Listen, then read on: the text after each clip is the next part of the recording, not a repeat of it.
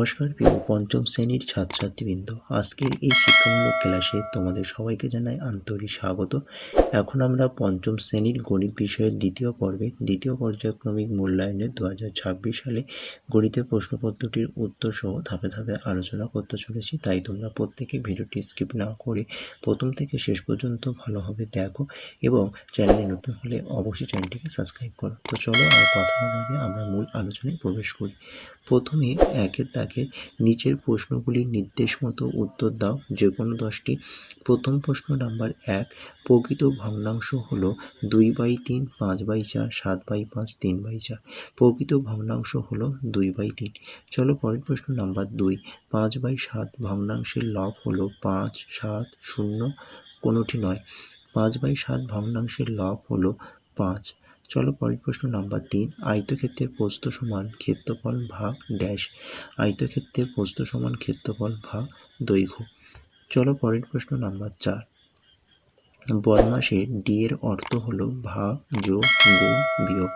বদমাশের D এর অর্থ হলো ভাগ। পরের প্রশ্ন নাম্বার 5, গ্রেটার দ্যান বা লেস দ্যান চিহ্ন বসাও। 11/15 ড্যাশ 10/15। 11/15 greater than 10/15। এখানে 11/15 10/15 থেকে বড়। চলো পরের প্রশ্ন নাম্বার 6, 3 গুণ 9 সমান 9/3, ঠিক না ভুল লেখো। 3 গুণ 9 সমান 9/3 সমান ভুল। চলো পরের প্রশ্ন নাম্বার 7, বর্গক্ষেত্রের পরিসীমা সমান 4 গুণ ড্যাশ। বর্গক্ষেত্রের পরিসীমা সমান 4 গুণ একটি বাহুর দৈর্ঘ্য। পরের প্রশ্ন নাম্বার 8, কথায় লেখো 98,520। তো এটাকে কথায় লিখলে হবে 98,520। চলো পরের প্রশ্ন নাম্বার 9, লঘিষ্ঠ আকারে পরিণত করো 84/108।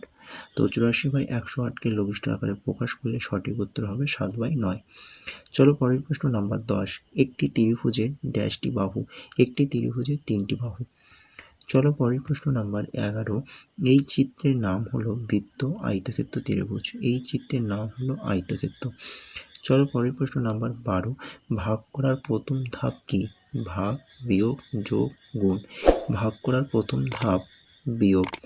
নাম্বার 2, নিচের প্রশ্নগুলির নির্দেশ মতো উত্তর দাও, যে কোনো 5টি। 2 গুণ 5 সমান 10। প্রথম প্রশ্ন নাম্বার 1, ক্ষেত্রফল বা কালি বলতে কি বোঝো? চলো পরের পেজে দেখে নাও সঠিক উত্তর। কোনো একটি নির্দিষ্ট দ্বিমাত্রিক সমতল বস্তু বা চিত্র যতটা জায়গা জুড়ে থাকে তার পরিমাপকে ক্ষেত্রফল বা কালি বলে। চলো পরের প্রশ্ন নাম্বার 2, একটি আয়তাকার জমির ক্ষেত্রফল 918 বর্গমিটার। যদি জমিটির দৈর্ঘ্য 54 মিটার হয় তবে তার প্রস্থ কত? তো দেখে নাও, আয়তাকার জমিটির প্রস্থ সমান ক্ষেত্রফল ভাগ দৈর্ঘ্য, অর্থাৎ 918 ভাগ 54। 54 দিয়ে 918কে ভাগ করলে এখানে সঠিক উত্তর হবে 17, অর্থাৎ 17 মিটার। তাহলে লিখবে যে একটি আয়তাকার জমির ক্ষেত্রফল 918 বর্গমিটার, যদি জমিটির দৈর্ঘ্য 54 মিটার হয় তাহলে তার প্রস্থ 17 মিটার হবে। চলো পরের প্রশ্ন নাম্বার 3, বিয়োগ করো 3 পূর্ণ 2/15 বিয়োগ 2 পূর্ণ 5/6। তো এখানে দেখে নাও সঠিক উত্তর 47/15 বিয়োগ 17/6। 15 আর 6 লসাগু করলে হবে 30, তাহলে ওপরে হবে 94 বিয়োগ 85। 94 থেকে 85 বিয়োগ করলে হবে 9, তাহলে 9/30। এটাকে কাটাকুটি করলে হবে 3/10, তাহলে সঠিক উত্তর হলো 3/10। চলো পরের প্রশ্ন নাম্বার 4, অপ্রকৃত ভগ্নাংশে পরিণত করো 5 পূর্ণ 3/7। তো সঠিক উত্তর হবে 38/7। চলো পরের প্রশ্ন নাম্বার 5, একটি বাঁশে 5/8 অংশ লাল রং ও 1/4 অংশ সবুজ রং করেছি, মোট কত অংশ রং করেছি? তো অঙ্কটা যোগ হবে। তো মোট রং করেছি অর্থাৎ 5 এর 8 যোগ 1 এর 4। 8 আর 4 লসাগু করলে হবে 8, তাহলে 5 যোগ 2, 5 আর 2 যোগ করলে হবে 7, অর্থাৎ 7/8 অংশ। তাহলে মোট কত অংশ রং করা হলো? 7/8 অংশ। চলো পরের প্রশ্ন নাম্বার 6, 3 এর 5 ও 4 এর 25 এর মধ্যে কোনটি ছোট এবং কোনটি বড় দেখো। 3 এর 5 4/25। 3 এর 5 অর্থাৎ এখানে প্রত্যেকটা ভগ্নাংশ সমান করতে হলে, অর্থাৎ লবগুলো তো আলাদা, তাহলে হরগুলো আলাদা। যেহেতু হরগুলোকে সমান করতে হবে, তাহলে হরগুলো সমান করতে হলে প্রত্যেকটা ভগ্নাংশের হরগুলো নিয়ে লসাগু করতে হবে। তা 5 আর 25 লসাগু করলে হবে 25। দেখো এবার 5-এর সাথে কত গুণ করলে 25 হবে, যেহেতু 5 তাই উভয় দিকে আমরা 5 দিয়ে গুণ করবো, অর্থাৎ 3 গুণ 5 বাই 5 গুণ 5, 3-এর সাথে 5 গুণ করলে হবে 15, 5-এর সাথে 5 গুণ হবে 25, আর 25-এর সাথে কত গুণ করলে 25 হবে, 25-এর সাথে 1 গুণ করলে 25 হবে, তাই উভয় দিকে 1 দিয়ে গুণ করলাম। 4 গুণ 1 বাই 25 গুণ 1, 4-এর সাথে 1 গুণ করলে হবে 4, 25-এর সাথে 1 গুণ করলে হবে 25। তো এটা দেখো 15/25, এটা হলো 4/25। তাহলে এবার বলো কে বড়? 15/25 বড়। তাহলে আর এখানে সব থেকে ছোটো কি? 4/25। তো লিখে দাও, ছোট হলো 4/25 এবং বড় হলো 3/5।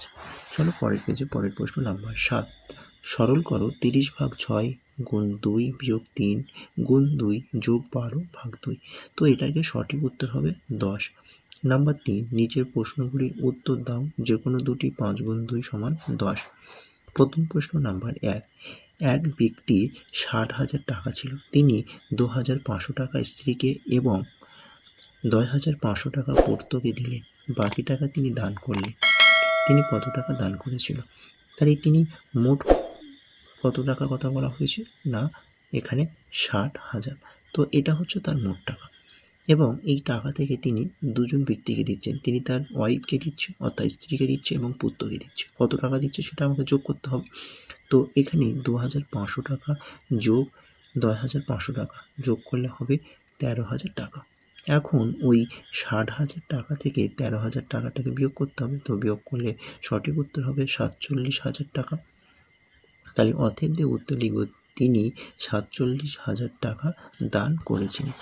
চলো পরের প্রশ্ন নাম্বার 2, পাড়ায় রাস্তা মেরামত হচ্ছে। প্রথম দিনে 5/12 অংশ ও দ্বিতীয় দিনে 7/18 অংশ মেরামত হয়েছে। কোন দিনে কত বেশি অংশ মেরামত হয়েছে? প্রথম দিন 5/12 সমান 5 গুণ 3 বাই 12 গুণ 3, অর্থাৎ 15/36। একইভাবে দ্বিতীয় দিন 7/18, 7 গুণ 2 বাই 18 গুণ 2, 7-এর সাথে 2 গুণ করলে হবে 14, 18-এর সাথে 2 গুণ করলে হবে 36। তো যেহেতু 15/36 14/36 থেকে বড়, অর্থাৎ 15/36 গ্রেটার দেন 14/36, তাহলে এর থেকে আমরা সঠিক উত্তর লিখব যে প্রথম দিন বেশি অংশ মেরামত হয়েছে এবং তার পরিমাণ 15/36 বিয়োগ 14/36 অংশ। তো এখানে সঠিক উত্তর হবে 1/36 অংশ। ওকে, চলো পরের প্রশ্ন নাম্বার 3, যোগ করো 2 পূর্ণ 1-এর 5 যোগ 1 পূর্ণ 4/15 যোগ 1 পূর্ণ 1-এর 20। তো অঙ্কটার সঠিক উত্তর হবে 4 পূর্ণ 31/60। তোমরা প্রশ্নের উত্তরটা ভালোভাবে দেখে নাও। চলো পরের প্রশ্ন নাম্বার 4, ত্রিভুজ কাকে বলে চিত্রসহ লেখো এবং চতুর্ভুজ কাকে বলে চিত্রসহ লেখো। প্রশ্নের মান 5। তো দেখে নাও ত্রিভুজ কাকে বলে।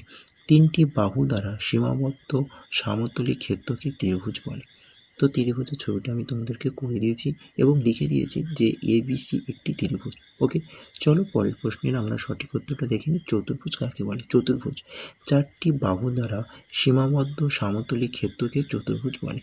এখানে আমি ছবিটা করে দিয়েছি, ছবিটা ভালোভাবে দেখে নাও এবং তোমরা লিখে দেবে যে PQRS একটি চতুর্ভুজ।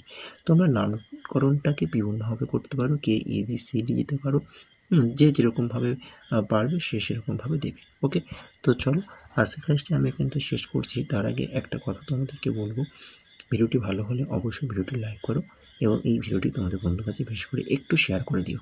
আর চ্যানেলে নতুন হলে অবশ্যই চ্যানেলটিকে সাবস্ক্রাইব করে নিও। তো আজকের ক্লাসটি আমি শেষ করছি। টাটা, বাই বাই, ভালো থেকো, সুস্থ থেকো, ধন্যবাদ।